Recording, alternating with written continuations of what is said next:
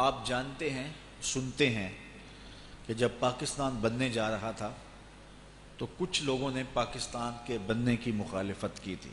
کانگریس کی حمایت میں کچھ علماء نے، اس زمانے کے کچھ لوگوں نے کہا تھا کہ ہم پاکستان بننے کے حق میں نہیں ہیں۔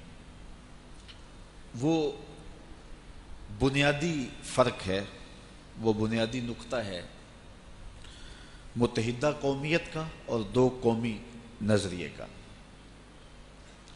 ان لوگوں کا خیال یہ تھا کہ ہمارے اوپر انگریز آ کے قابض ہوئے ہیں اور یہ باہر سے آئے ہیں، ان کو نکال دیا جائے، باقی یہاں کے رہنے والے ایک قوم ہیں، ہمارے آباء و اجداد ایک ہیں، ہمارا وطن ایک ہے،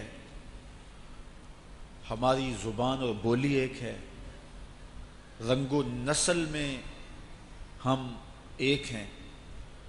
کچھ لوگ مسلمان ہو گئے، کچھ سکھ ہو گئے، کوئی ہندو ہو گئے، کوئی عیسائی ہو گئے، تو لوگوں نے نظریات الگ الگ اپنا لیے، لیکن ہمارے آباء و اجداد تو ایک ہیں، قوم ایک ہے۔ ایک باپ کے چند بیٹے مختلف دین اختیار کر لیں تو اس کے بیٹے ہی رہتے ہیں، تو اس طرح ہندوستانی قوم ہے، کچھ عیسائی ہیں، کچھ سکھ ہیں، کچھ ہندو ہیں، کچھ مسلمان ہیں، تو ہم بحیثیت ہندوستانی ایک قوم ہے۔ یہ تھا متحدہ قومیت کی تبلیغ کرنے والوں کا موقف۔ ہمارا موقف یہ تھا کہ قومیت کی اساس آباء و اجداد نہیں ہے، وطن کی مٹی نہیں ہے، قومیت کی اساس جغرافیہ نہیں ہے، قومیت زبان اور رنگ و نسل سے نہیں بنتی، اسلام کے ہاں قومیت دین سے بنتی ہے۔ باقی مذاہب کے اندر قومیت کا خمیر زبان سے اور جغرافیہ سے اٹھتا ہوگا، لیکن ہمارے ہاں جو خمیر ہے قومیت کا وہ دین کی بنیاد پر ہے۔ اگر ایک مسلمان کے 4 یا 5 بیٹے ہیں اور ایک کافر ہو گیا ہے تو ہماری شریعت کہتی ہے کہ اسے وراثت میں حصہ نہ دیا جائے۔ تو یہ نہیں ہے کہ اس کے کافر ہونے سے کوئی فرق نہیں پڑتا۔ کفر کو اور اسلام کو 2 ملتیں قرار دیا گیا، لہٰذا یہاں سے انگریز چلے بھی جائیں تو پھر بھی ہم ایک قوم نہیں ہیں۔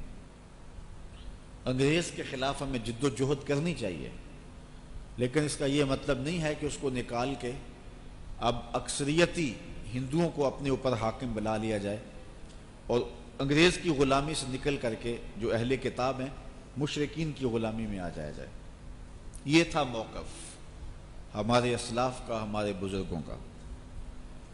قائد اعظم محمد علی جناح ابتداءً ہندو مسلم اتحاد کے سفیر تھے اور ہندو مسلم بھائی بھائی یہ نعرے لگتے تھے۔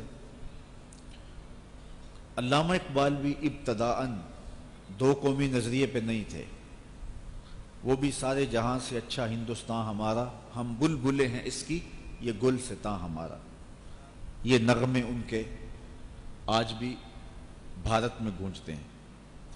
لیکن ہمارے اسلاف نے جو 2 قومی نظریہ ہمیں فراہم کیا،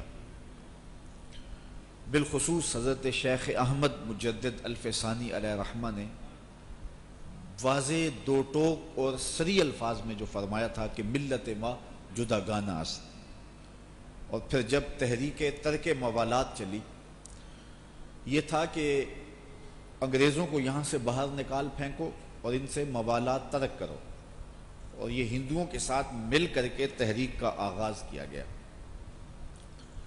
تو سب سے پہلے جس نے تحریک ترک موالات کی مخالفت کی اور اسلام کا اصل نقشہ لوگوں کے سامنے رکھا، اس شخص کا نام امام احمد رضا فاضل بریلوی رحمۃ اللہ تعالی علیہ۔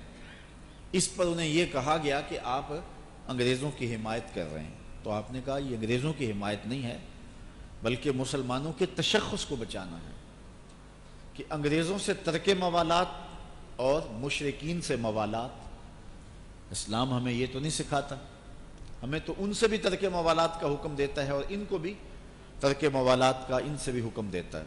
اس لیے جس طرح ہم انگریزوں سے الگ ایک تشخص رکھتے ہیں، اس طرح ہم سکھوں سے اور ہندوؤں سے بھی الگ ایک تشخص رکھتے ہیں۔ ان کا موقف تھا یہ باہر سے آئے ہیں، یہ چلے جائیں، ہم ایک قوم ہے کیونکہ ہم اس دھرتی میں اکٹھے رہتے ہیں۔ لیکن ہمارے اسلاف کا موقف یہ تھا کہ ان کے باہر سے آنے کی وجہ سے جو ہے وہ ان کو الگ کیا جائے، یہ نہیں ہے، بلکہ ہمارا اور باقی اقوام کا فرق جو ہے وہ دین کی وجہ سے، وہ باہر سے آئے یا اندر رہتا ہو، دین الگ ہے تو وہ الگ قوم ہے، دین ایک ہے تو چاہے وہ باہر سے بھی آئے تو وہ ایک قوم ہے۔ بلال حبشی حبشے سے آئے تھے، سلمان فارس سے آئے تھے، صہیب روم سے آئے تھے، کہاں کہاں سے آئے تھے، لیکن اس ملت اس قومیت کے اندر جذب ہو گئے۔ اور ابو لہب مکے کا رہنے والا تھا، لیکن اسے کہہ دیا گیا لکم دینکم ولی دین، تیرا دین تیرے ساتھ، ہمارا دین ہمارے ساتھ، رشتے میں چچا بھی لگتا تھا۔ تو باہر اندر کی تقسیم نہیں ہے، زبان، لہجے،